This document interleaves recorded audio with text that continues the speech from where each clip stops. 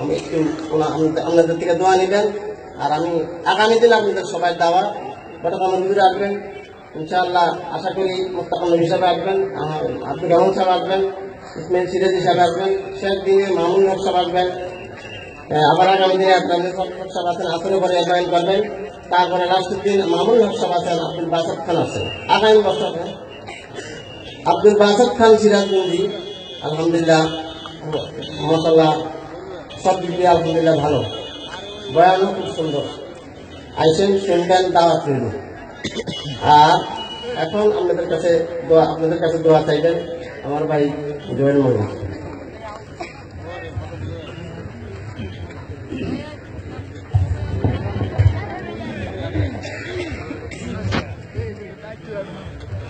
বিসমিল্লাহির রহমানির রহিম। উপস্থিত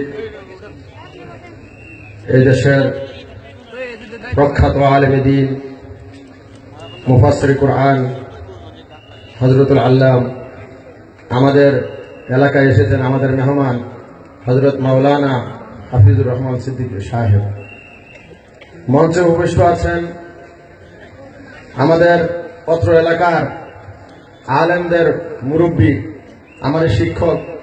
আমার মতো নগণ্য হুজুরের সামনে দাঁড়িয়ে কথা বলার যোগ্যতা নাই, তারপরও আপনাদের কাছে দেওয়ার জন্য আসছি। উপস্থিত আছেন সামনে অত্র এলাকাবাসী, পদ্মার অন্তরালে মা ও বোনেরা, সকলের প্রতি আমার আন্তরিক সালাম, আসসালামু আলাইকুম ওয়া রাহমাতুল্লাহ।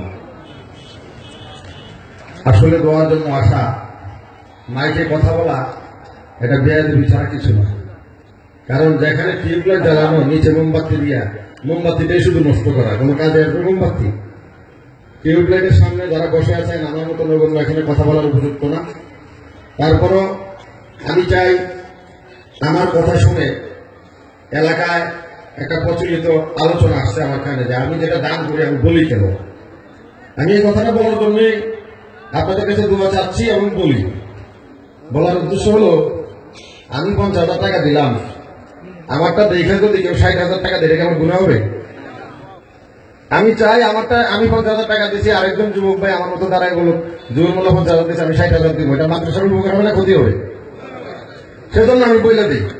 আর আমি দিলাম 50,000, আপনারা দোয়া করলেন 30,000, আমার তো 20,000 লস হইল নাকি? আর দিলাম 1 লাখ, দোয়া করলেন 2 লাখের, 1 লাখের লস আপনারা করলেন। অতএব এই কোনো লসে লাগে নাই।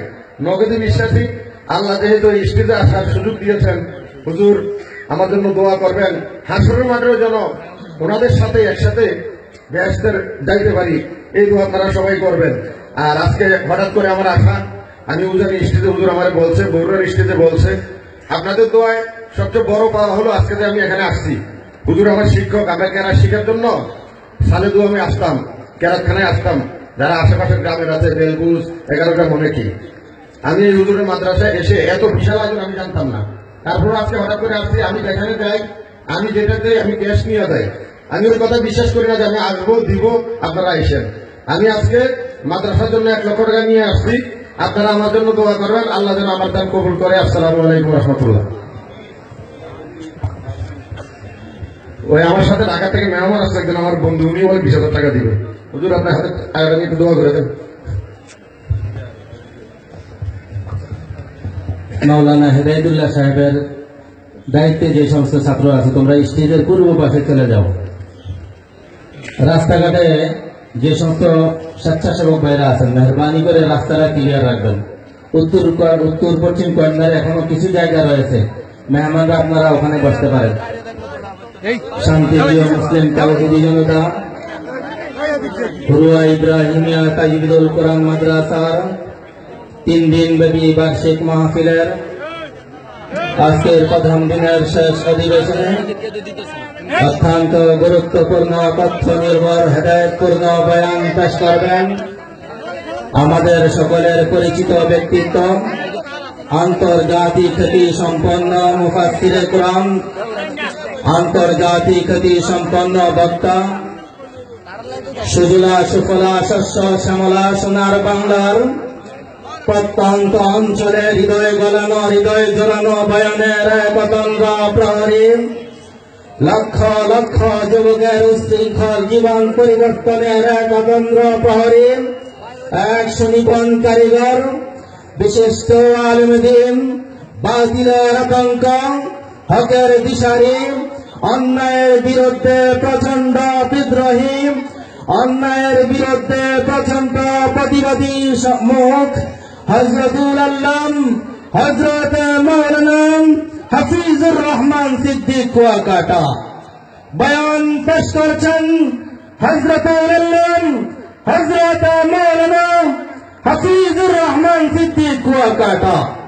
আমি হযরতকে মাহফিল ইন্তেজামিয়া কমিটির পক্ষ থেকে আজকের দোয়া ও মুনাজাত গুরুত্বপূর্ণ বয়ান পেশ করার জন্য বিনয়ের সাথে অনুরোধ জানাচ্ছি।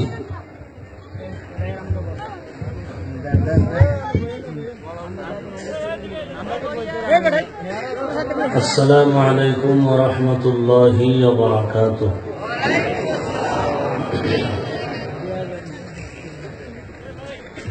الحمد لله.